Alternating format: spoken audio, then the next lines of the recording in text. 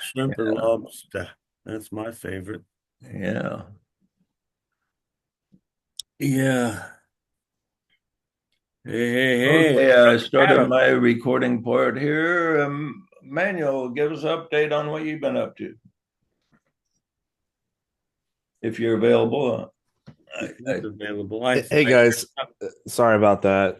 Yeah, I'm the same with Curtis over here. The whole house is kind of going under a flu circumstance, and but I didn't want to make any excuses. You know, you can either try to be cool with some cool people, or you could make excuses. So I decided to just be cool with you guys, especially Adam. Oh, So yeah, so I'm just as far as update, yeah, just working with people and just enjoying my family. We just got a side by side. I feel like it's not you're not officially in St. George unless you get a side by side because there's so much beautiful terrain out here. So it's kind of a gift to our family.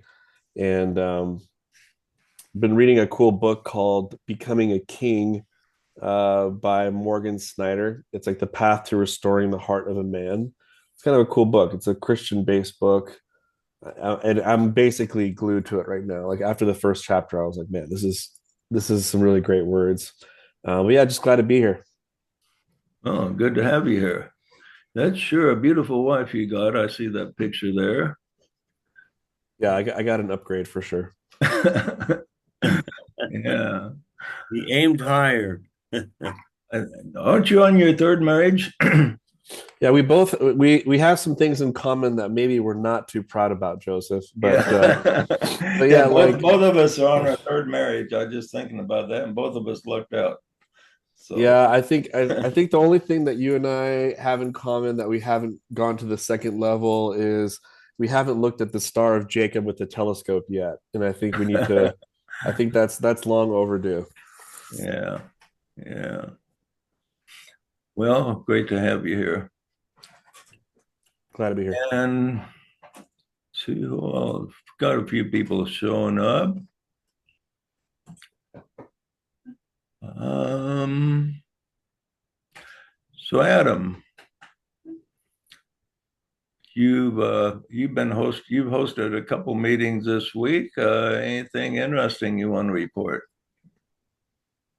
Enlightenment you've received or given out? Revelations.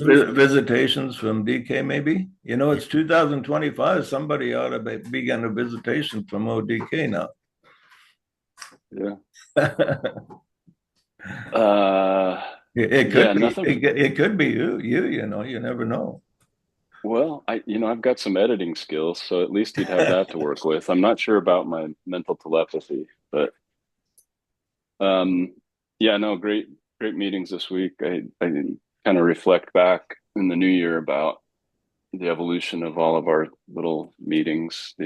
Um, Curtis, the Eastern meeting, Sapphire, the Indigos, and it's uh, it's heartening that after a couple of years of doing this, more for some of the groups are even longer than that, but people are still coming, so we must offer something good. I really like our meeting this morning. The Q&A format I think works really well, and members seem to enjoy that and participate well when we do Q&As. So appreciate you um, having as many answers as you can dream up. and that, and that, and that we somehow have a Yeah, little bit of maybe soul contact to what discern what what's right and wrong. the word conjure comes to mind. Conjure, yeah. Well, somebody has to think up these things, right? Yeah, No, it's good dialogue, and I've actually had feedback from a lot of the members that those are the meetings they enjoy the most, or when we kind of have Q&A and open forum and can discuss different metaphysical things. So I thought yeah. I'd just pass that along. And then he's been working on producing these short videos. You've been having fun doing that, Annie? I love doing that. Yeah, what are you up to number? You posted what, about 36, but you've got 40. some you haven't posted, right? Oh yeah, I'm only missing 19. Yeah, the first ad I ran for you got zero response. I don't know what the deal was with Facebook. I think it didn't just click in, but I run another ad and it worked out pretty well, so I renewed it. So I think I'll keep it going for a while.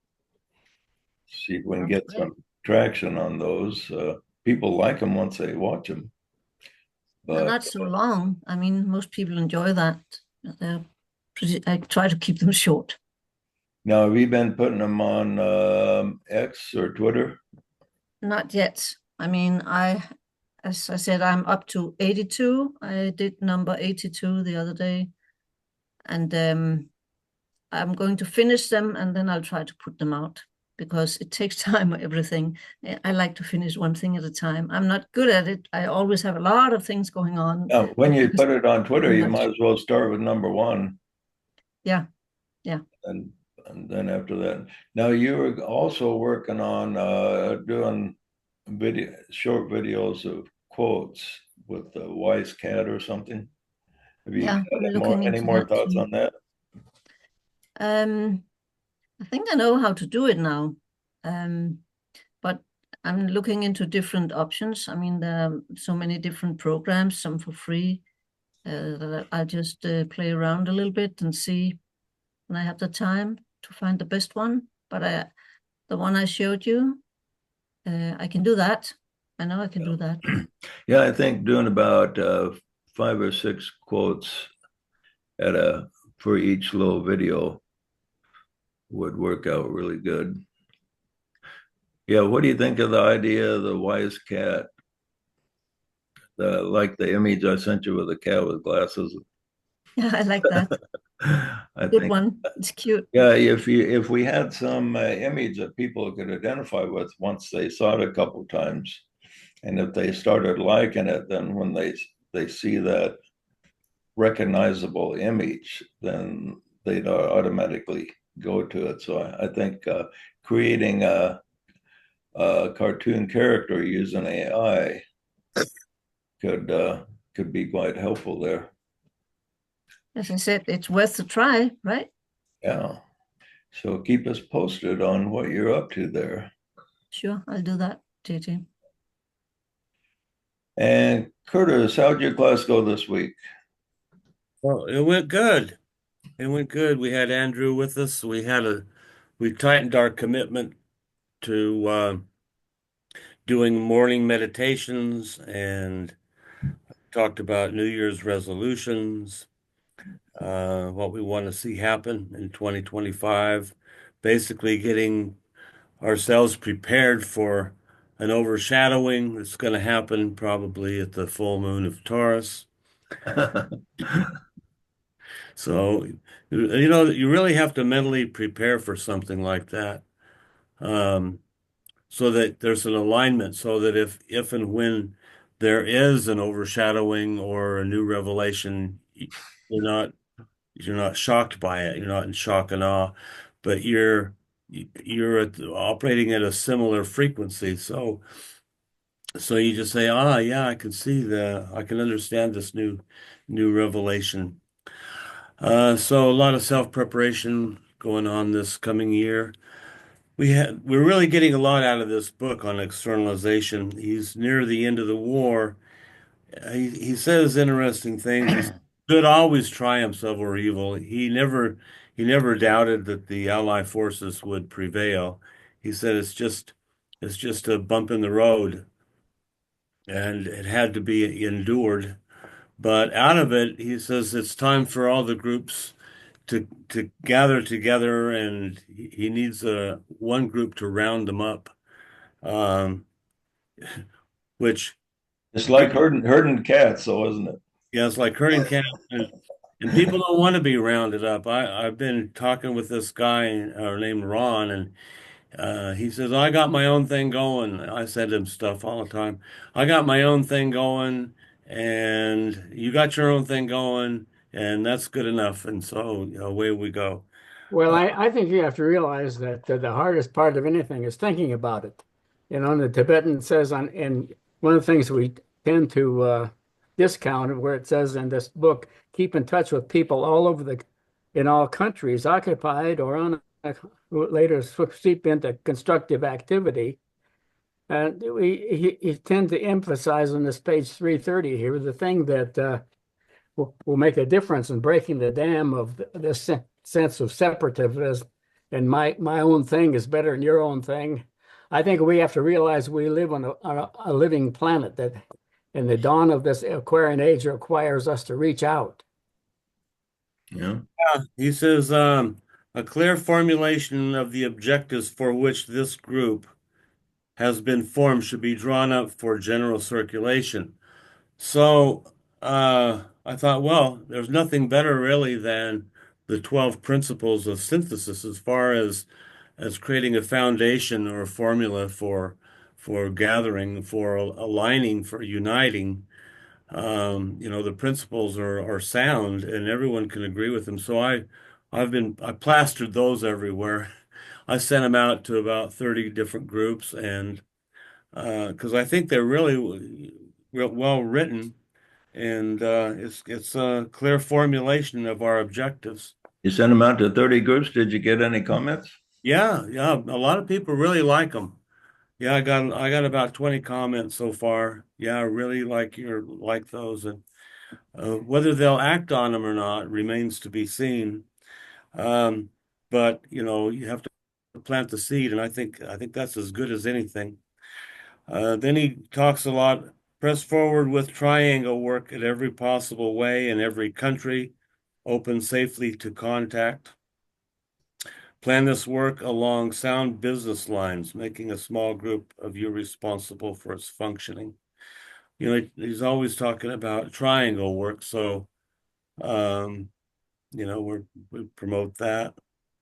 And he's worried about the children of the world too, that after the war has to be a reconstruction that will help children overcome the tragedies of the war and devastated lands. Um, but just continue the work of finding and organizing men and women of goodwill throughout the world. So, we got to go to the world now. Yeah, we probably need to reflect on how to promote the Declaration of Goodwill a little bit more. We tried and didn't get much response from the various groups. One thing to remember, if you do what you do, you'll have what you have. So it's time in this new year to try to think of outside the box. There Yeah. is a gathering in Estes Park, Colorado on May 12th of people from various groups that I'm familiar with, and I plan to be there. Well, you'll have to give us a report on what happened there, Ed, when you come back. How many days is gathering happening for? Well, it's mainly for the Waysack, the day of the Waysack, but Oh, I is it? suppose that there'll be other days that people will be there. Some of the people I know from Ojai are going to be there, and various organizations. Yeah, WESAC will be pretty important this year since it's the predicted year of 2025. The year of For the those of you- conclave.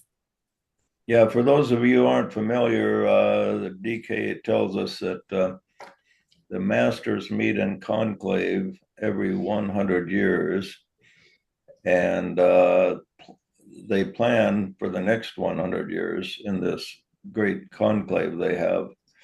And the next one is this year.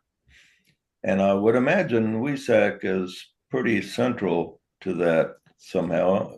Some people think they may be gathering on WESAC itself. But we don't know for sure. We aren't informed on that, the exact time. But one of the things that will come out of the conclave will be the revelations that will be given out in this next century. And a lot of the students, esoteric students who are expecting a continuation of the teachings from DK, uh, either this year or shortly after this year. A lot of them are expecting it this year, but the meeting is this year, but that doesn't necessarily mean the revelations will be given out exactly this year, but it will be planned. And DK tells us there's those three installments of the major revelations of the New Age. The first was through Madame Blavatsky and the Secret Doctrine. The second was through the revelations given to Alice A. Bailey. And the third, he said, would come after 2025. So this is a pivotal year. He also predicted that if we aren't careful, we could blow ourselves up by 2025, but we haven't blown ourselves up yet, so that's a good sign. Well, he says over and over that that's not going to happen because he says light always triumphs over darkness. Well, he says it could happen though, so he gives us warnings about that because we always have our free will to screw things up. But we're still intact. We haven't had World War III yet, so that's a good sign. We're on track anyway. I think we're behind schedule, but I think we're going to be doing some catch up over the next decade. He says a lot of things, yeah, like there would be world peace by 1975. Uh, well, I don't know what happened in 1975, but I don't think we had world peace then. It's going to be amazing how many false prophets are going to rise around around the conclave, claiming to be the third part of the revelation. Yeah, I don't. I'll have to look up that. I'd like to see that how he actually worded that about 75. I don't think he said solidly we'd have world peace, but because he warned us that we could destroy ourselves by 2025. So He said, I'll read it. we need to be on guard and be follow the right purpose, and we can avoid that. But he does. One thing I've noticed is that we have elements from some other world that have been monitoring all the nuclear sites throughout the world. And when you look at it, I think there's a lot more protection from that than you might realize. Yeah, you hear stories about how nuclear detonations have not happened and or been neutralized. So I've heard a lot of stories about that. I don't know how much truth there is to them, but that would be nice if somebody is helping to prevent a nuclear exchange.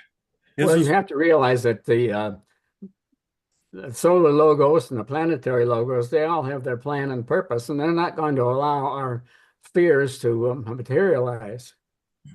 Yeah. Here's what he says about 1975. And to do your part in developing those human attitudes which are needed if true peace is to be found in the world by 1975. If this work is soundly done, of course, it's all contingent. Yeah, Then, it's contingent. That sounds more like it. Yeah. yeah, if you do this, then a world unity can be established, which will produce right human relations, a sound world politic, and yada yada. But yeah, everybody had to do their part, and if everybody did their part, then we would have had world peace by 1975. It seems like every time the dark forces are defeated, it seems like, well, now we're going to go into peaceful stage, but then the dark forces gather together and they hatch some plan that was kind of unforeseen. Well, after World War II, we had Korea, then Vietnam, and then and on, Iraq, and And now so we have a powerful political division that we have to heal. So that's the main thing we got to work on right now. yeah, I don't feel the tension that we did a couple months ago. Yeah, I think people are kind of a little bit more ready to heal than they were a few months ago. They just accepted the reality as it is. Yeah. Nothing they can do about it. Let's move on. Well, in the Sapphire meeting, Cindy Sydney was telling us that she's going to give a presentation to an LDS group about male and female energy, and she had a bunch of questions for us. And male and female energy is really interesting subject. Sydney, do you want to tell us what you're going to be presenting there and about your gathering? What's that about there?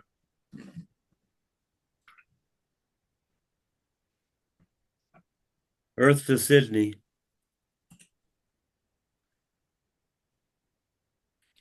Oh, she may not be available. Okay, we'll get her as soon as possible.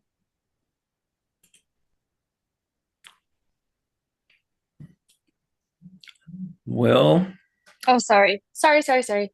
oh I'm no. here. Sorry, I'm on my Did, phone today, so I just had to find all the right buttons. did you hear my question? I did. Oh, Yes. okay. Yes. Okay. So I would love anyone's input through this meeting if we're going to talk about this.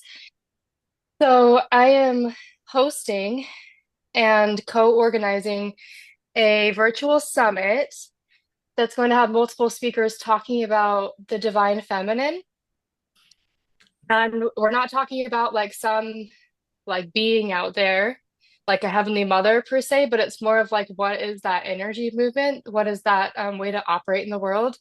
And how does it interplay with the divine masculine or masculine energy?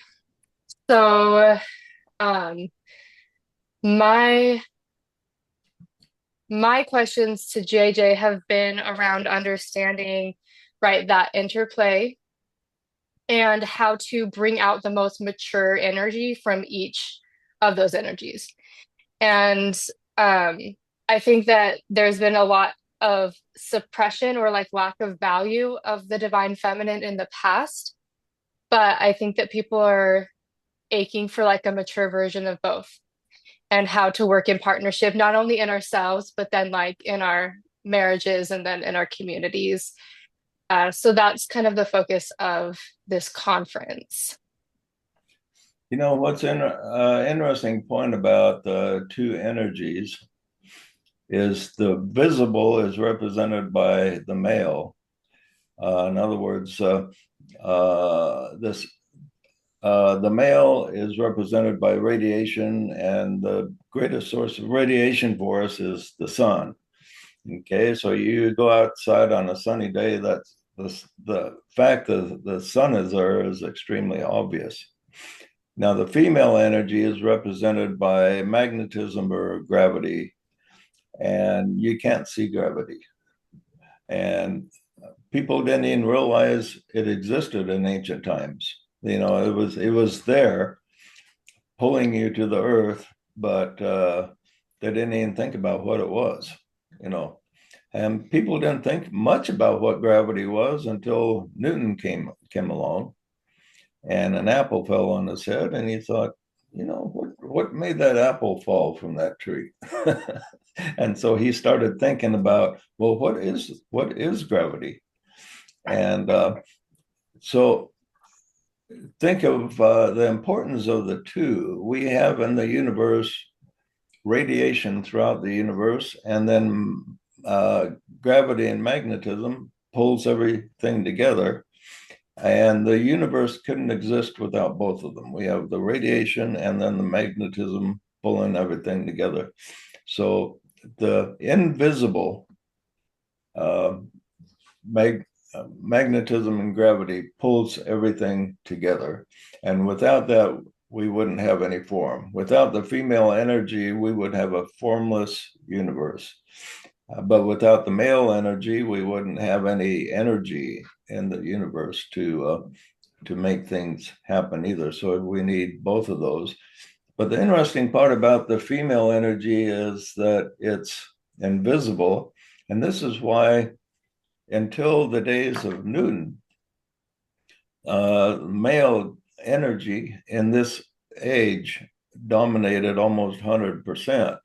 And females just didn't seem to have power because they were invisible. But what's interesting is when Newton began to identify what gravity is and how important it is, that was the time the females started to take back their power at the same time. In other words, when people began to understand the female energy from a scientific point of view, they began to understand it from other angles also. And from the time of Newton to now, the females have come into their power to a much greater extent than they did before. But until that time, like look in the days of Jesus, Paul told the females to be silent in the church. Let the males speak. Good luck with that. even the enlightened people were kind of negative on the female energies, want them to just stay in their place, you know. And so anyway, as now in this age, we science is realizing that radiation and gravity are both very important elements, and one is not more important than the other. They both work together. And so the female is no longer completely invisible, even though we can't see her energy the way we see the male energy. One of the examples I like to give about this is you take single males and single females, they go to say a cowboy bar together to meet each other, you know, to scope things out. Okay. The approach of the males and the females is totally different. You take a really good looking female, strong in the magnetic energy. All she has to do is go sit at a table and look like she's available. Okay. And the guys come in and they don't go sit at a table and just wait. You know, they'll scope around and they'll eye this female sitting at the table. Oh, and so she has a magnetism and she draws them. You know, she doesn't have to do anything. She just has to sit there and be magnetic. And the guys come up with her and he says something like, oh, I seem to have dropped my Medal of Honor here somewhere. Let me see if I can find it. Or they said, try to say something really clever, you know, so they're sending clever things that, and most of the time she pretty much rejects them until somebody says something that kind of impregnates her with that seed of, hey, this guy looks interesting. I might dance with him once or twice or whatever. Let him buy me a drink. Have a conversation with him. But what I found is that the astrological energies that people have add a lot to the various kinds of attractions. It's been my experience anyway in life. Yeah, there's a lot of energies at play. There's male and female energies in your chart. There's male and female energies in your various bodies, your physical, astral, and mental bodies, and your personality as a whole is governed by rays. And of the 7 rays, the the odd numbers, 1, 3, 5, and 7, are polarized, mostly male. 7 is very close to being neutral because it merges back into the 1. And then 2, 4, 6 are strongly female, with 2 being the strongest, which is love wisdom. But so anyway, those are some interesting. It's interesting how the female is invisible as far as form goes, and the male is very visible. It's funny how guys at the bar will compete with each other too. Oh yeah, They'll yeah, compete. Hey, hey, go see that gal over there. No, I'm gonna go see her first. No, I'm on my way. Guys will they'll dance around and they'll try to do impressive things to get her attention. yeah. It'd be kind of cool to be a good-looking female. All you have to do is just go sit at a table in a bar, and guys flock around you. That would be kind of cool. But for us, it's really difficult to get the female attention when we're. I remember being in the single state quite well, how difficult that was. It'd be a lot of fun to play with guys, just kind of wear a short skirt and play with them and tease them and flirt with them and not let them get anywhere with you, and then get up and walk out. Yeah. I It was is going to fun. share. I was gonna say it's not the most mature approach, though, I've found after my teenage years that I'll bet you did that a little bit, huh, Sydney? oh yeah, it was like the funnest part of any relationship with anyone is all the teasing. So, but that you have to figure out more than that as you grow up and have a family. Yeah, it's amazing. It's amazing that some people say there's no difference between males and females, but anyone that thinks about it or watches them, and I've observed it closely throughout my life. Matter of fact, I if I was a comedian, I could do a great comedy routine on talking about males and females. And a lot of comics have in the past. They're kind of skittish about it now because of being politically correct, but in the past, some of the best humor has been about how females and males are different and how they interplay and how the humor that eventuates from that is kind of interesting to observe. Yeah, well, when we go on a trip, I pack one bag. My wife has 7. Yeah, same here. I mean, like when we go to a gathering, we have no room for any passenger except for us because our car is completely full. She's JJ, got have you one ever bag tried to full write a of joke? So that's that magnetism. They attract all that luggage and all that everything but the form. kitchen sink. Yeah, JJ, I got a question. yeah, Rain. Have you ever tried to write a joke for stand-up comedy? Um, no, when I was in college, though, what I used to do is write a humorous thought for the day and put it on my door in my dorm. Mhm. And I got some really good reaction from that. One of the funny ones I had was I put this for the thought for the day. I put a little piece of candy I glued to the piece of paper, and I thought, this is a forbidden fruit. If anyone eats it, ye shall die, or whatever I said, and go to hell and suffer immensely, And it wasn't up for just a few seconds until somebody took it. Then I had to put it up again, So everybody was, really eager to take that forbidden fruit.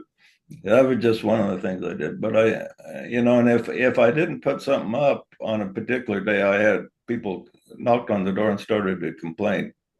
When are you going to put up the thought for the day? We should probably get some perspective from Artie on male, female, to balance the male discussion here. Well, there she is. Artie, what do you say? Sitting over there being magnetic right now. Well, Mm. you know, in the earlier meeting, JJ said that sometimes I put him in his place. And I said, yeah, like yesterday. I think yesterday when we had a traveling salesman in the neighborhood try to sell us on computer or Internet connection. internet connection, television, cell phone service. I was gone, and when I got back, JJ said, "Oh, this guy came along and he told us he could save us a whole bunch of money." And so when he comes back in a few minutes, I want you to talk to him. And I said, no, I'm not going to talk to him. I said, where's his business card? And he goes, well, he didn't have one. Did he have any written material that I can look and compare what he's selling to what we have before we cancel what we have? No. I said, so he didn't have anything. He's just a guy walking the neighborhood trying to sell us something and wanting to get our money to set it up. And I asked a whole bunch of questions that he couldn't answer. And I said, well, that's what I need first. I need to see it in writing. I don't want some salesman who's going to tell me. And so I refused to talk to him. So he came to the door and JJ talked to him, and I sat in another room and listened. And, so to me, I was using the male energy. I was using rational, concrete. Oh, you were using female energy also, and that you were being really cautious about what you were accepting. Well, that's true, but I think you used the female because you felt sorry for him.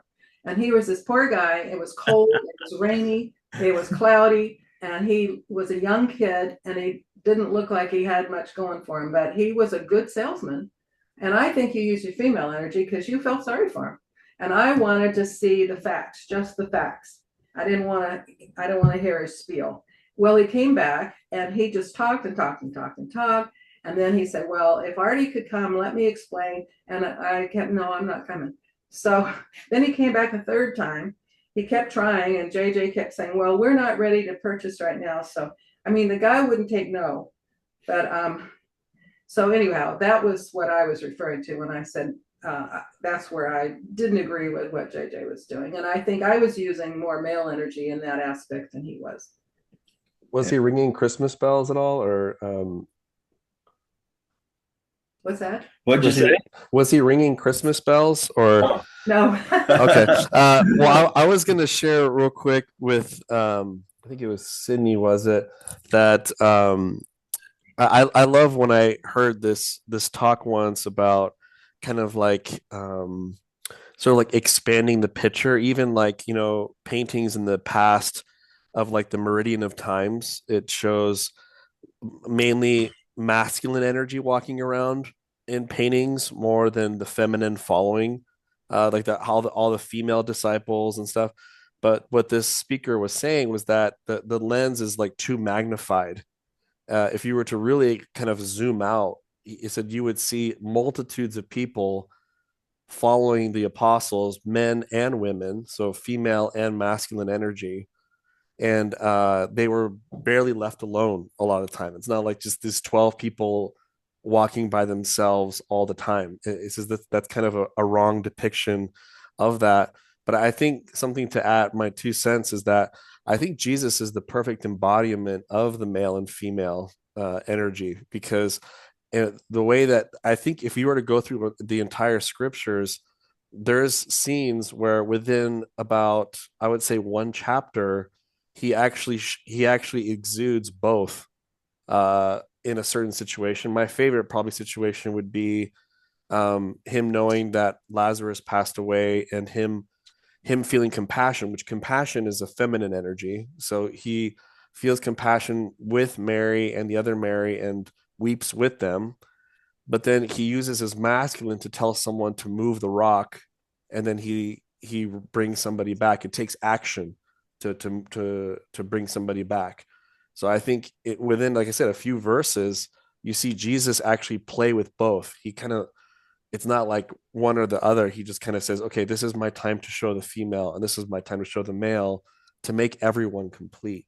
So I guarantee there's probably many different parts of the Bible where he actually bounces between both.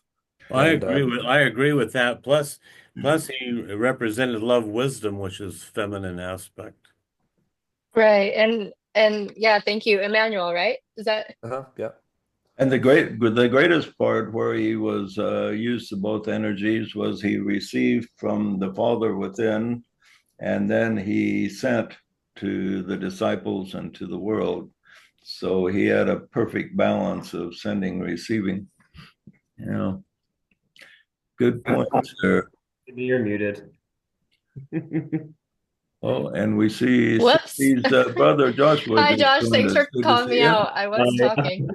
No, you're all good. I had a question too, but Sydney can go. Oh, well, I was just gonna say, was the act of the atonement a balanced act as well? So, what specifically is your question about the atonement? Like, was there both masculine and feminine energy at play there when Jesus or the Christ through Jesus like performed the act of, right, the atonement? Well, atonement is made of three words: at one moment is what it means. So, the atonement is like a symbol of the 0 point. And the 0 point is where the masculine, male, and female energies are come into balance.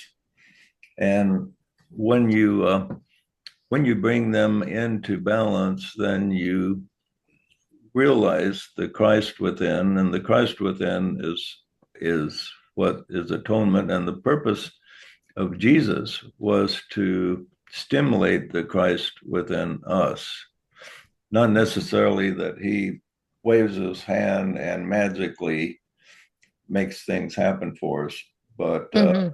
that the purpose of any teacher, even up to the Christ, is to stimulate what is within us. So is that the magnetism? And then also, didn't he like do something to help us with our dwellers and like make a link with Shambhala? Yeah, and that's And all. That's an interplay between male and female. He's female to Shambhala, hmm so he received energies from Shambhala in the Garden of Gethsemane, and then that give him the impetus to complete his mission. And then he was able, at the resurrection, he was able to radiate that intelligence and energy to the world.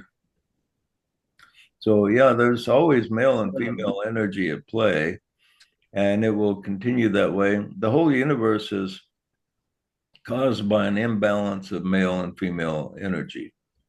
If if all the if all the positive and negative energy in the universe were balanced, the whole universe would just disappear.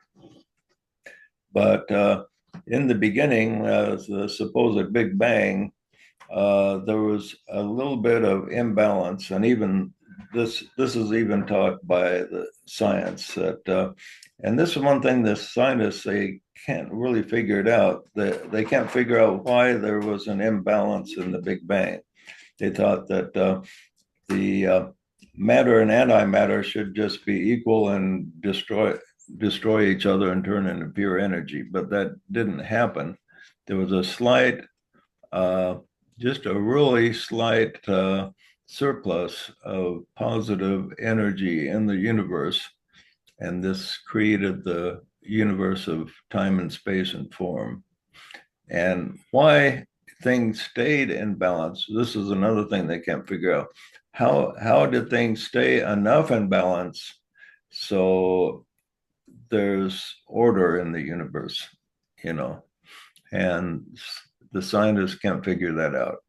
They say the probability that happening is 1 in trillions, you know, and the probability of just one atom being created that holds together is 1 in trillions.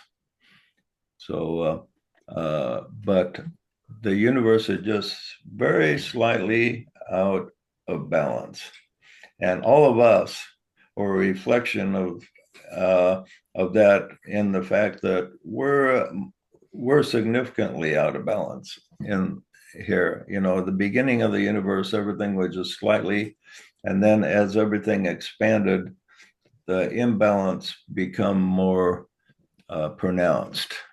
And so we, as humans, are significantly out of balance, and some are much more imbalanced than others. But but the disciple, even though, say, you're in a strong male energy or a strong female energy, you can feel you can feel that pull, but you can use your force of will to control it, to keep your mind in the center of both energies, and then you can function. And what's interesting is that people that are gay are usually very close to the 0 point. And they have an actual easier time being creative because they're not distracted so much by the pull of strong male or strong female. And that's why, like in Hollywood, for instance, a lot of the people in Hollywood doing the creative work are gay because they're close to the 0 point, so that's easier for them to do that type of creative work, which is kind of interesting. But for a person fairly strong in the male energy like myself, especially when I was younger, had to force my mind into that 0 point so I could use my creative side and my female side. But no matter where you are, it can be done. But when you realize the interplay of the energies, it makes it a lot easier. If you don't realize the interplay of energies, you tend to go with that energy. It's like floating downstream. It's just easier to relax and let yourself float downstream.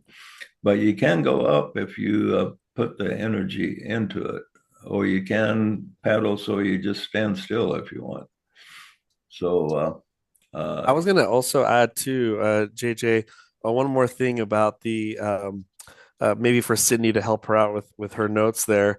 Like one of the coolest, I think, events, in my opinion, would be, and I'm trying. Hopefully, I don't butcher this, but I'm pretty. It's in the it's when Enoch was able to witness the Creator cry, which is kind of witnessing the male crying over the imbalances of the earth. Technically, he was saying how the reason why he was mourning was because, and we all probably all know this, is that the children of men hate their own blood. Like they basically don't acknowledge the royal divinity blood that they have inside of them, and that mourn the Creator. But I think Enoch was one of the special ones that heard the female energy from below his feet, the Mother Earth, also mourning, how long must I like carry this burden? So there you see what JJ was talking about, is that the imbalance that both male and female energies, that Mother Earth and the Creator, are both mourning over the imbalance. But they said that the Creator told Enoch that, like, look forward ahead, and then he saw visions of the Savior, that it will like that he is someone that's going to create. He's going to commence the balance. And so I think that's another good example of like even creators mourning over the imbalance. And then one prophet got to witness the creators cry over the imbalance. So anyway, those are just my thoughts. Yeah, that's really beautiful. Yeah. And would JJ, would you say like that would be um that divine feminine and then the like masculine will power kind of at play there? Because like we would probably say the creator is the it, right? The source. But so what you're seeing at play there is that masculine like parental figure, like that leadership figure, and then that feminine um love wisdom aspect, like witnessing. You know this part, you know the part that he's referencing, JJ, in the scriptures. Yeah, that sounds like the story of Enoch and the Pearl of Great Price that he's talking Yeah, about. yeah, So what's your question specifically? yeah. So like, so you see that as kind of like the divine masculine and the divine feminine witnessing the imbalance, like he's saying. Oh yeah, Um, yeah, yeah, yeah. yeah, Um, that makes a lot of sense. yeah, that compassion and the emotional side of ourselves is the female, which when was it Enoch that wept or God that wept? I can't remember. Yeah. Yeah, that would be the female energy. And of course, any revelation that we get from God, whether it be we be no matter how high up we are, we interpret through our own souls because within ourselves is a connection to God that is pretty much absolute, but we don't realize it, and so it's stimulated within us. So when Enoch saw God weep, he was really weeping himself, you could Mm, say. And so anyway, yeah, you see the male and female energies at play in every event that happens, hmm every teaching. Any no teaching can be materialized unless it's first received, and then nothing will happen unless it is sent. And so, And I think too with the with one of the my favorite lines in there is is that a prophet or a messenger or a light worker or a light bearer, they have that sentence that Enoch used, which is, I refuse to be comforted. So that was a form of compassion for the creator. Like, hey, if you're crying, he basically duplicated what Jesus did with Mary and Mary before Lazarus. Is like, yes, I can make a speech here, get this over with, say I'm the resurrection, everyone go home happy, and let's have some porridge. But he didn't do that. He took the time to mourn with the Creator and say, yeah, I don't want to be comforted.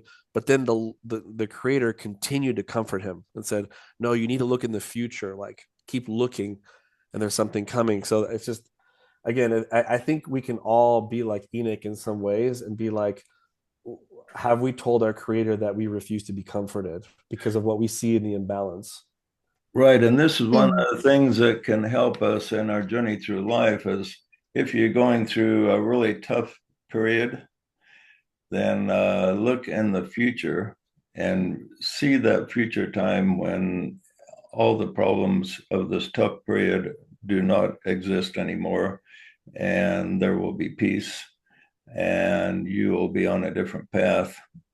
So that's something we can do when no matter what situation we're in, even if you got a terminal illness, you think, well, I'm going to have a great next life, though. So, or I can look forward to the life between lives. There's always something to look forward to, no matter how difficult things may be at the present.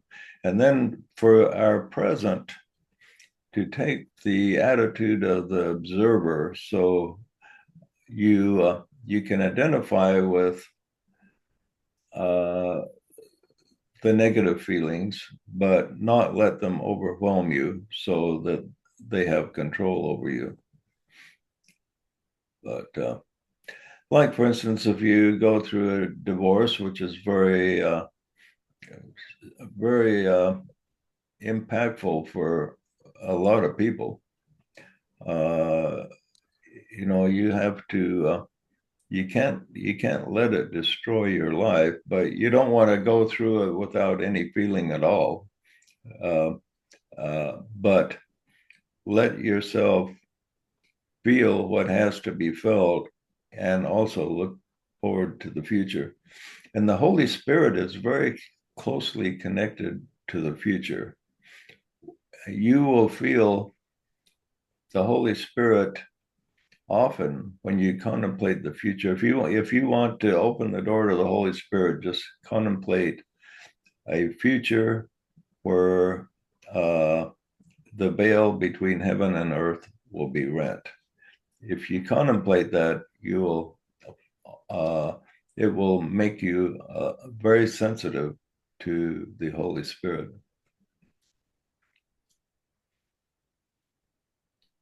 Okay, I think we'll just probably continue this because this discussion, rather than go into the lesson, we'll delay that till next week. Okay, any other, Joshua, you had a question? Yeah, I do have a question. So I'm kind of just curious about the way that kind of society's moving towards demolishing a lot of like gender structures, which you could say reflect the divine masculine, divine feminine, and if that's useful because we're meant to come to balance, or like they still exist. I don't know. It's kind of, I see almost a manipulation in it, or like it kind of degrades the divinity within by recognizing divine masculine and divine feminine. But how do you come to terms with the fact that we're meant to come to balance as individuals and as a race, but then we don't want to be like polarized in these very specific gender roles or gender. I don't know. Does that make sense? I can't really. I don't know. I think I got your drift here. Yeah. Is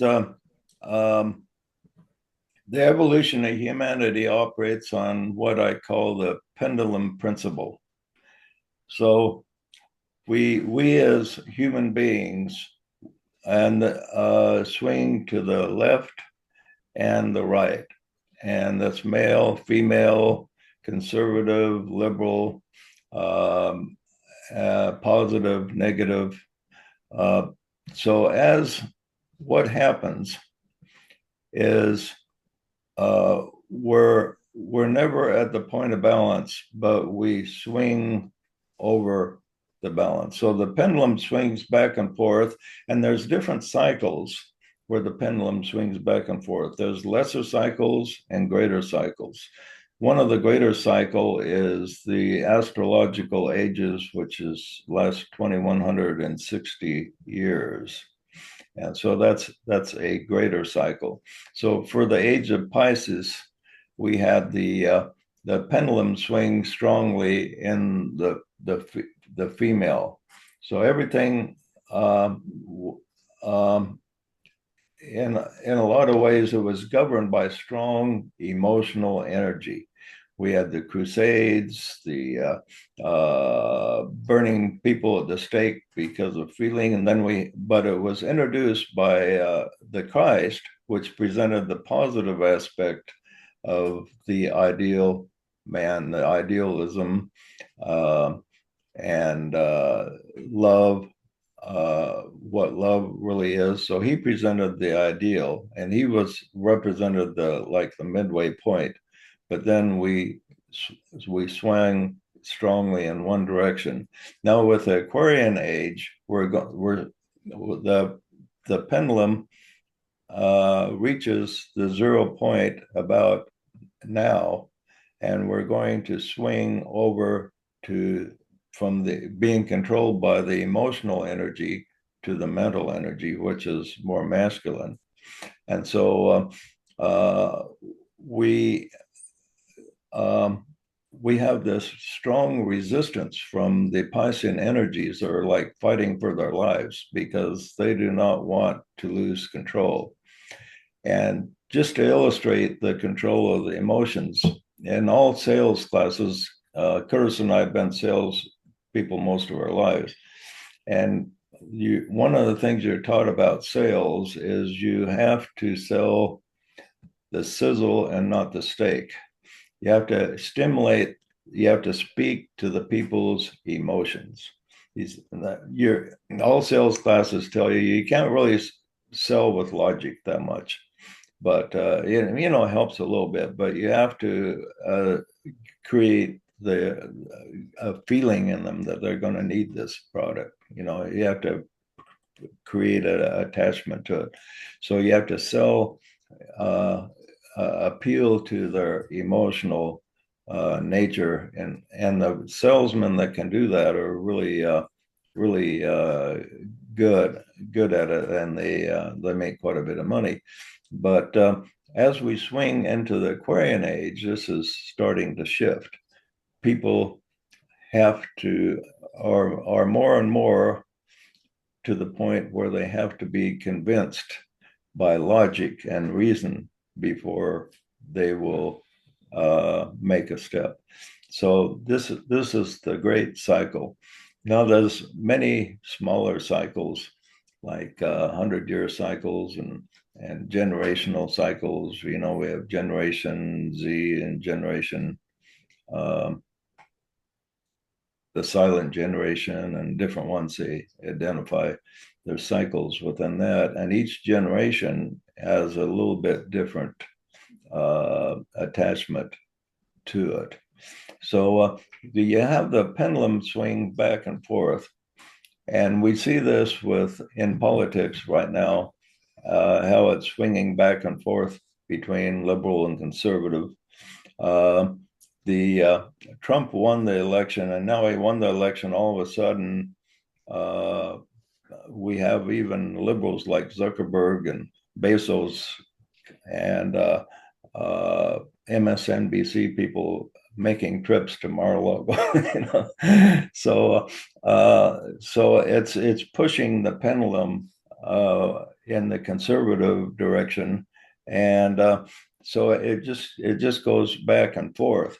But what happens is that the point of truth is, when the shift is made, the point of truth is just barely glimpsable for the public, and they shift from one to the other. So we shift between dominance of liberal and conservative, and people miss the true points in between. But what happens is, when the shift is made, then we go too extreme and on the left and too extreme on the right, and the point of truth is missed. Now we see this with male and female. In the past, the pendulum swung heavily for male as far as domination goes. Male energy dominated, and the female was almost invisible. Now the female is shifting back now, so the female is becoming more dominant, and so now people have gone too extreme in and focusing on the female energy. So now there's a lot more females, for instance, graduating from college and getting prominent jobs and different things like that. So it shifts back from one extreme to the other instead of getting the balance. But now the great part is, as the pendulum swings back and forth, with each swing, it loses a little energy. So it swings a little bit lesser to the right and then a little bit lesser to the left. So as we progress into the ages, we get closer to the point of balance as we evolve. So the pendulum swings a little bit less each time. Like right now, we aren't burning witches at the stake anymore. So that's because the pendulum isn't swinging as far to the extreme as it used to. And we're not throwing Christians to the lions anymore. And so and for ages and ages, everybody had slaves, and every race was in danger of being enslaved. As slavery was accepted as normal, and a lot of people thought it was good in the long run. And eventually, and that was an extreme that we swang to. And then finally, we liberated the slaves, so the pendulum didn't go as far to the extreme after that. But then after the slaves were pretty much liberated, then the powers that be tried to figure out other ways to enslave us with thoughts and ideas that that capture our attention, and of outer gods teaching us rather than focusing on the inner God. So the pendulum swings a little bit less each time it moves back and forth. So when you look at history, a lot of people think this is just the worst time in all history that were really the most evil. But you look at the wars they fought in the past. When they used to win a war, they took the leadership from the other side and did stuff like poured molten lead down their throat, cut off their tongues and ears, and paraded them down the streets to humiliate them. And they were really did terrible things in the past that we do not do today in civilized world anyway.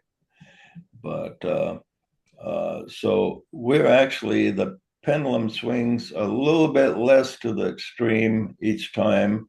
And like I say, there are cycles within cycles. We see that swing in generations, and then in centuries, and then in millenniums, and then in even greater cycles, which are about 25,000 year cycles also.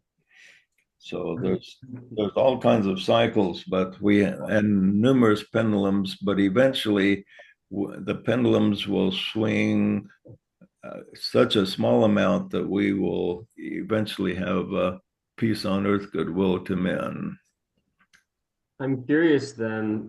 Thank you. That was a good answer. I'm curious though. So you said that the like Piscean age was female dominated, and yet a lot of the like societal structures were patriarchal, right? Or like male dominated. Do you think that moving Yeah, in? no, that's a good point. I was thinking you might bring that up, but it was female in the fact that it's controlled by emotional energy.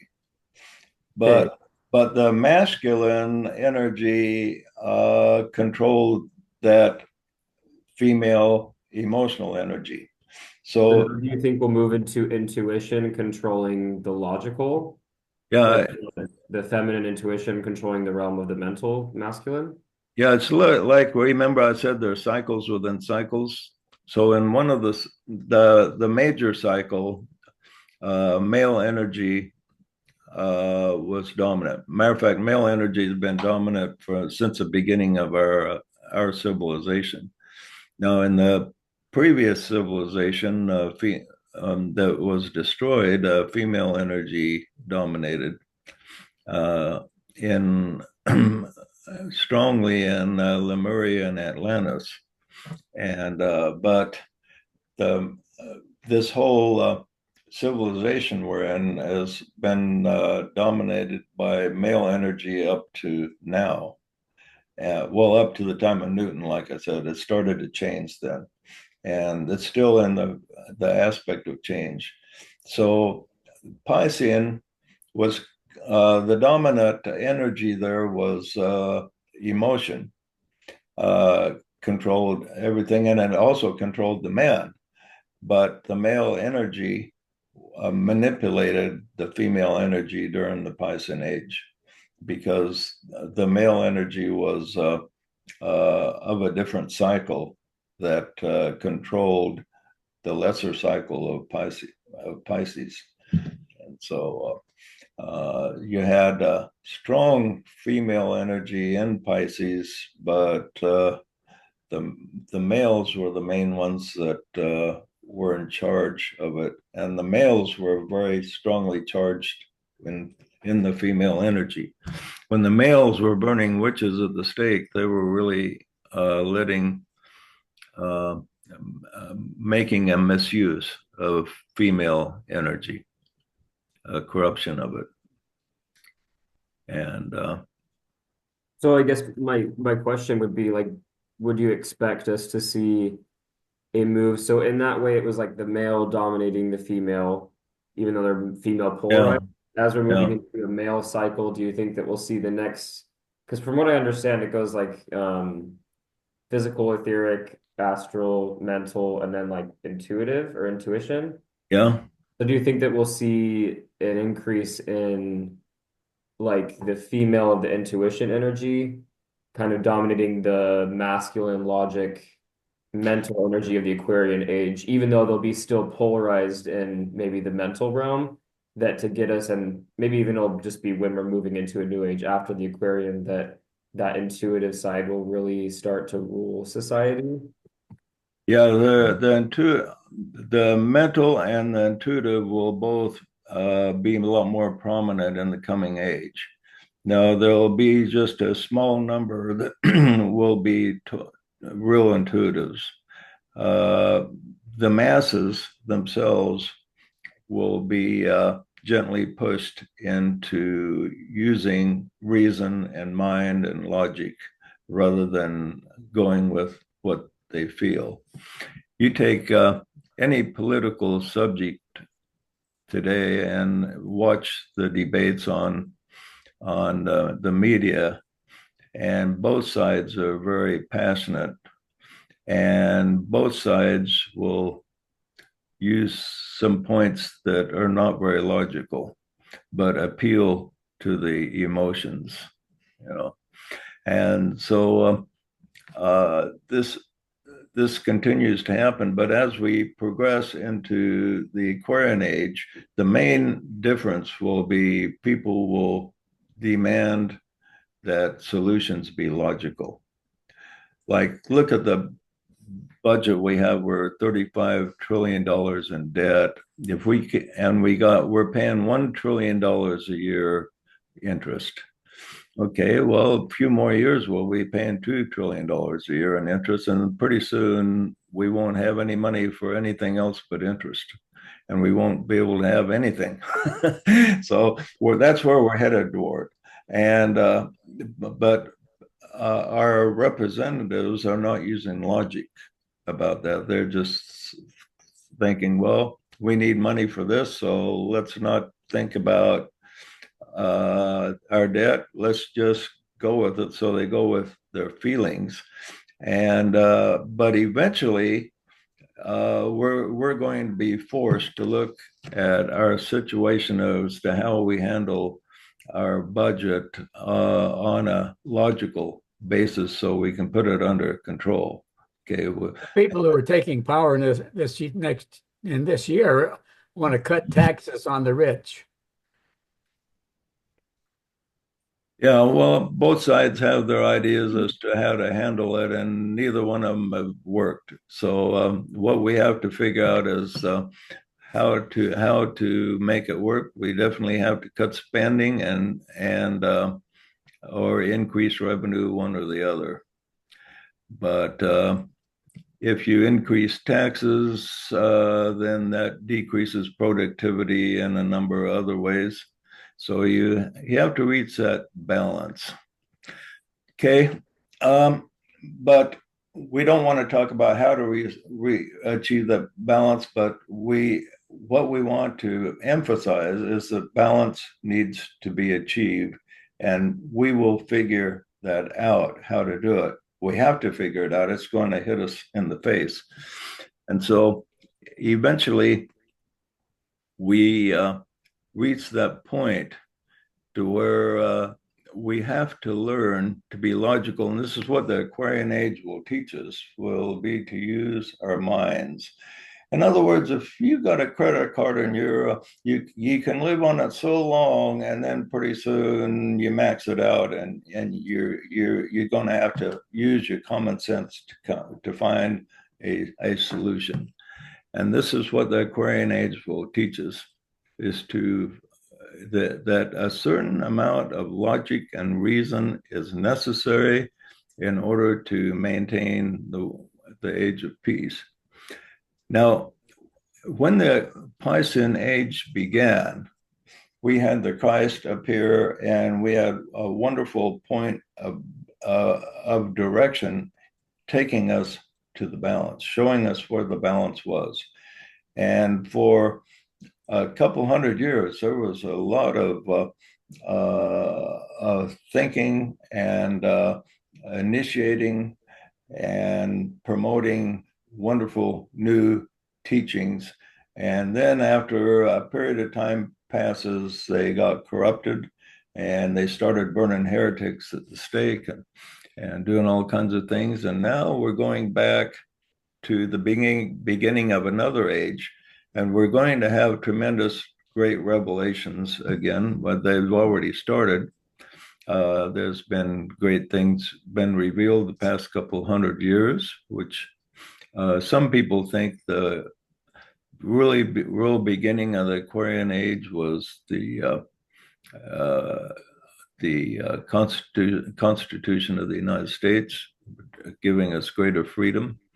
I think the actual beginning was when the first atomic bomb went off, was the actual midpoint between the Aquarian age and the Piscean age. And so what we can expect now is great things to happen for the next couple hundred years. And then the same thing will happen here. We will suffer corruption and go into illusion. And then at the end of the Aquarian age, we will have a new revelations again to take us back to that center point. But the pendulum swings a little bit less each time, so we're a little bit closer to pure truth than we were before.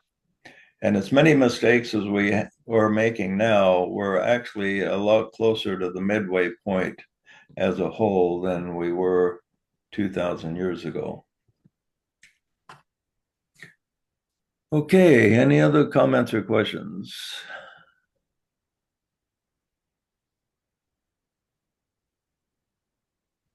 Well, we're probably at the point where we'll do our meditation unless somebody else has something. Are you all ready to give your presentation then, Cindy? You got some ideas? I might email you some questions. I have more questions, but I won't take up any more time here. But this has helped a lot. Okay. Well, we got time for one more if you want. Sure. Okay, so I kind of see that like the point we're at in so I'm talking a lot with the Latter-day Saint population, but I think at large we've come to recognize like some value and kind of unveil the divine feminine a bit. Um, but I feel like the point we're at where like Josh mentioned is people are still struggling with the idea of gender roles or that maybe because they're in a certain form, they need to lead with a certain energy. And also, here's what that energy is like that being put in a box, like that sense of being put back in a box. There's like been this exploration. And then I feel like people are like, well, in order to work together, we need to, get in a mature state in whatever energies we're polarized in, but they are resistant to being told um, what that is. And I'm just curious, how would you approach um, teaching someone about these different energies and encouraging them to find their personal balance point and then find their balances in their relationships, knowing that they might have that sense of being limited again. And this is especially hard in the Latter-day Saint population because they believe that your form continues on forever. Like you're stuck in this gender forever, and those kind of thoughts. Yeah, that's the trouble. They don't see the 0 point. They think you're either male or female for eternity. And to explain to understand the trans people and the gays, and strong males and females, you have to understand that reincarnation basically is that we have to experience everything, not only male and female and all situations involved, but also different races. We're born in different races at different times. So if somebody is highly racist and criticizes another race, he'll often be born in that race in a future life, so he'll understand that race. So, and then we switch between male and female, and when we're near the 0 point, and if you were a man, if a person is say female in his last life, and he enjoyed being a female, but for some reason he needed to understand the other polarity, and then he's born in a male body, he may have a hard time accepting the male energy, and it may identify more with the female than the male. And it's like many of the plans that we make before we're born, when we come down here, it's harder for us to implement our plans than we thought. So let's say a trans person or comes down, and he was a female in his last life. He comes down and he wants to explore the male side, so he comes down, but he identifies more with the female because that's who he was. That's who he's used to being, you know. And so he wants to be that now. And but he actually was born male, so he could move into that and explore the male energy and begin to understand it. And so it's hard to make a switch. Well, we can see how hard it is to make a switch just in this life. I mean, think of the adjustments you have to make when you just marry somebody, for instance. You have to, they're in a totally different energy than you, and it takes quite a adjustment on both parts. I've been married 3 times, and I find you need to have about 2 years or so to really adjust to the person that you marry, so that you can um, just be comfortable and work things out. And if you're lucky, but Can I ask a question about that in relationships, JJ? sure. So have you? Let me say one more Yeah. thing. Oh, But sorry. Go ahead. if you're talking to the LDS, Oh, yeah. you don't want to mention reincarnation, but you just want to mention the male and female energies, that some people are more polarized in male than others. Some people are more closer to being in between, and some people are strongly females, and that's just the way it is. It's just not black and white, where you're either because people, you have to look at it as energy, and some people have more energy than the other. But in that typical black and white view, if you're male, you're just 100% male. If you're female, you're 100% female. But it's energy, and there's different amounts of energy, male and female energy in each person. And you could explain it that way without reincarnation. Okay, go ahead. Yeah. Okay. So talking about relationships, have you seen it happen? Like we move into certain energies through our life, right? And I mentioned earlier, in the earlier class today, that I felt I identified a lot with masculine energies when I was younger. And that really helped me because it helped me have these big questions about gender roles and like feeling like I don't fit and feeling very invalidated in the LDS community. Like my passion, my desire to lead, those types of energies within me are wrong, right? Because they had these gender roles. And anyway, so like people maybe start in certain energies, and when they marry, they might be in certain energies. Like my husband is um a very receptive, very he doesn't like to lead. He doesn't like to speak up. He doesn't like to Oh, initiate. really? Yeah. Yeah. And so together in the beginning, those we were opposites, right? But we're the opposite gender anyway. And then now I feel like I've been coming into contact with my divine feminine energies as I've learned more about like energy work and been doing like my Akashic trainings and like psychic, like tuning into this intuitive and this magnetism, like calling in revelation and etc. I've been identifying with this divine feminine, and I feel like in my relationship with my husband, I'm more willing to be a more like receptive in our relationship, but we're like, we need to kind of flop. We need to switch. And I feel like the way I go about switching is like masculine energy, like, hey, I see this, let's do this. And my husband's like super resistant to that at this point.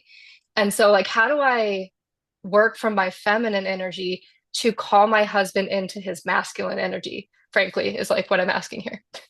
Well, now as on the spiritual level, it sounds like you may be more spiritually in tune than him. So Yeah, and interested. on spiritual things, you're probably the male. Okay.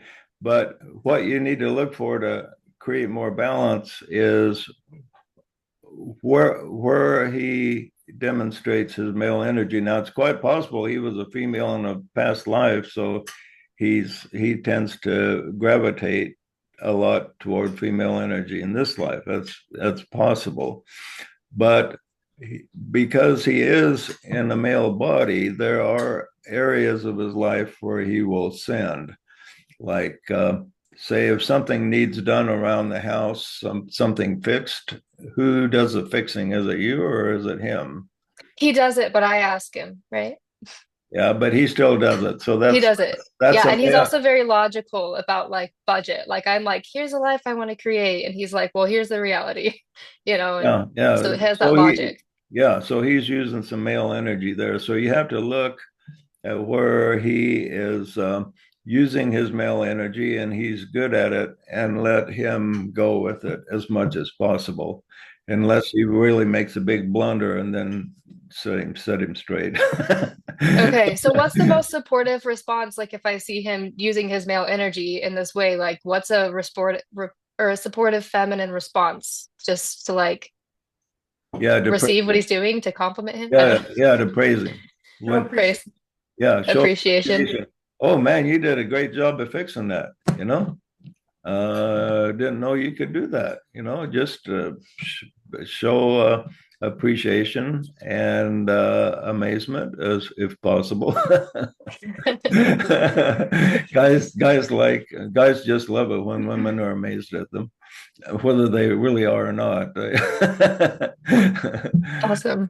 But yeah, look for areas that he's using male energy and encourage him, and that will create the flow and create more balance in your relationship. And that Hmm. way you can send him spiritual things, and he will be more receptive if he's able to be more in his energy in other ways, like maybe the budget, making living, or practical things. People that aren't on a strong spiritual path, they will put a lot of attention on things. Is he into sports at all? Watching football, anything like that? Is he male that way? No, he doesn't really like to watch. Well, he watches people make things like cut gemstones, or he does watch some like soccer. He likes to play sports. Yeah, But yeah, so just support him in those kind of like hobbies. I think he gets the sense from me that because I'm such into this spiritual stuff, it's like this one down sense for him. Like he is one down because he's not as yeah, yeah, and so then it makes him not receptive sometimes, although he's like open to talk about things. It turns him off as far as like becoming a partner. I'm thinking about like the molecular relationship and stuff, like really becoming a partner on spiritual level. yeah. And he kind of gets feeling like I'm domineering in that regard. And so I guess I need to start with these everyday life things and bolster him up and then lead to that. Yeah, yeah. Look for ways that he uses sending energy, logical thinking, um, participation in male activities, and and don't complain about those things. That's Uh-huh. where a lot happens. The female will often complain when the male is in his energy a lot, and but Mhm. encouraging him when he's in his energy, because since he's not a strong male, he needs to develop that side of him probably a little bit more. Mhm. Okay, my friends, we just have Thank you. time for a short meditation, and several people said they'll indicate they need a little bit of healing. So let's focus on the healing side.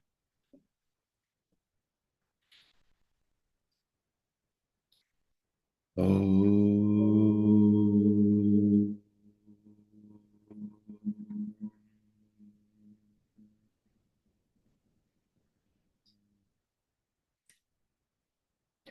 See us in a circle, male, female.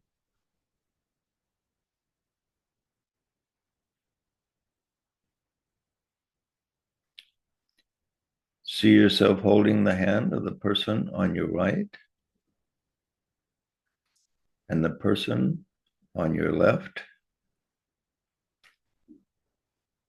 And see us in a completed molecule of 24.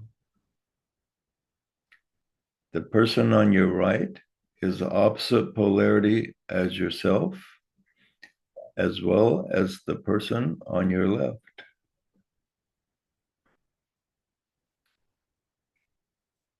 If you are a male, feel the receiving energy. If you are a female, feel their sending energy.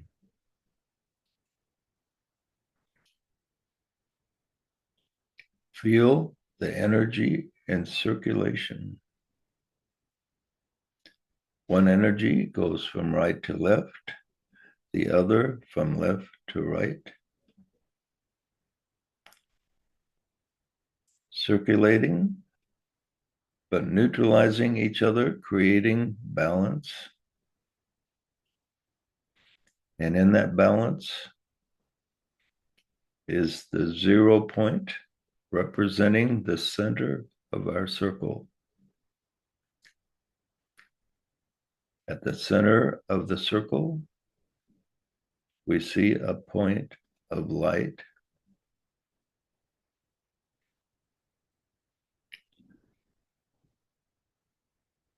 And as we focus on that point, we say these words. And as we say these words, see that point of light becoming brighter and stronger, radiating light and love and power. We thank you, Father, Mother, Spirit, for the energy of life which streams from universal source to us. For the life that circulates through each atom and cell, permeating our entire bodies and minds, bringing health and vitality to all of our living parts. That point of light is brighter and stronger and larger. It's turning into a sphere of light. We bask in this life. We feel the life. We are the life which knows not corruption,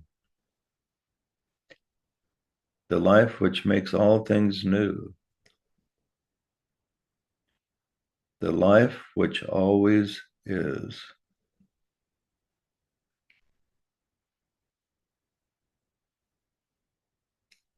The light at the center is now larger. It's a sphere increasing in size and radiation. You feel the warmth of the radiation on you, stimulating the light which is within you and the love which is within your heart.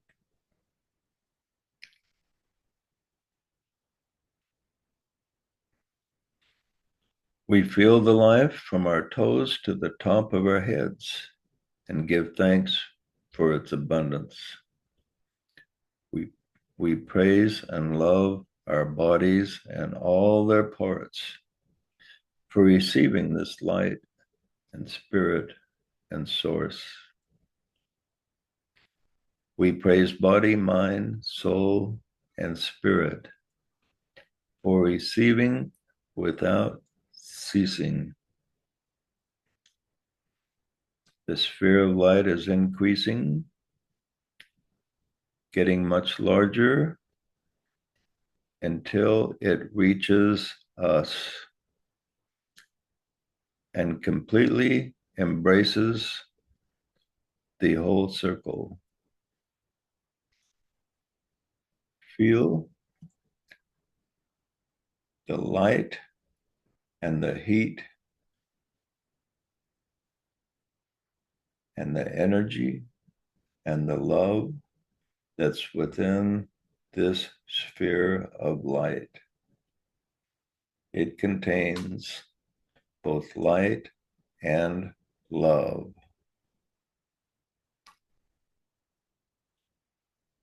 Feel yourself as being neither male nor female, but one with our source.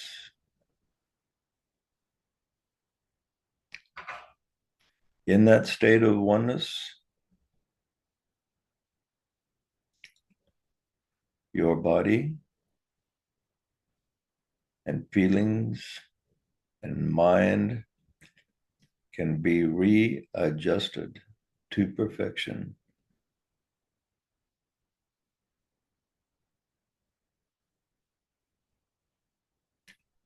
Say this sentence to yourself: I accept my perfection.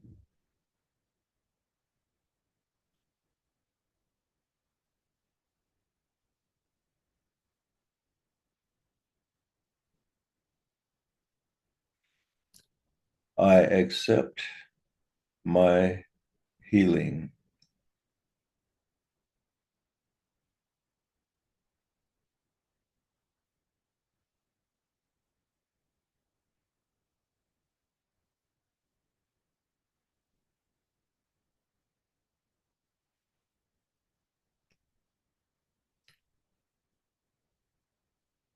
As an accepted servant of the Most High, I send out healing to those I love.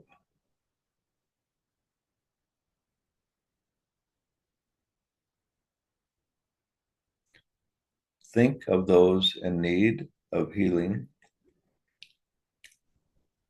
and see yourself healing them as Jesus healed the sick in his day.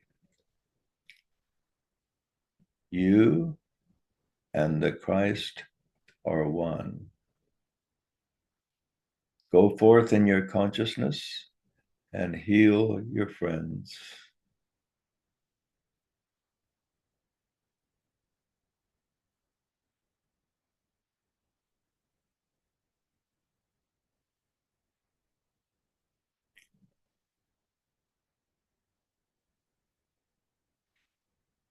We are one with the Most High. And finally, we send out light and love and power to heal the world. Let the great divide be healed. Let the people come together as one. Let us see the future and bring the hope from the future to the present.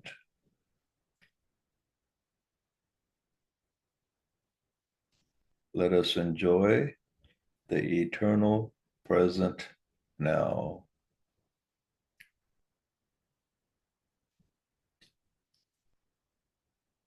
Let it be so, and let the Spirit remain with us. Amen.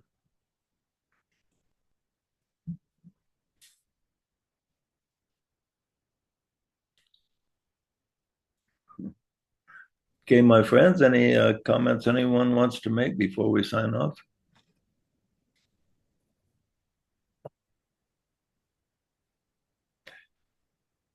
Good to have you with us and good discussions. And I think this is a discussion that's, I'll just post to the general keys unless somebody has an objection, because talked about some good stuff here. So we will see you again soon, and may the Spirit be with you. Amen. Thanks, JJ. Thanks all. Take care. Thank you guys. Thanks, everyone. Thank you.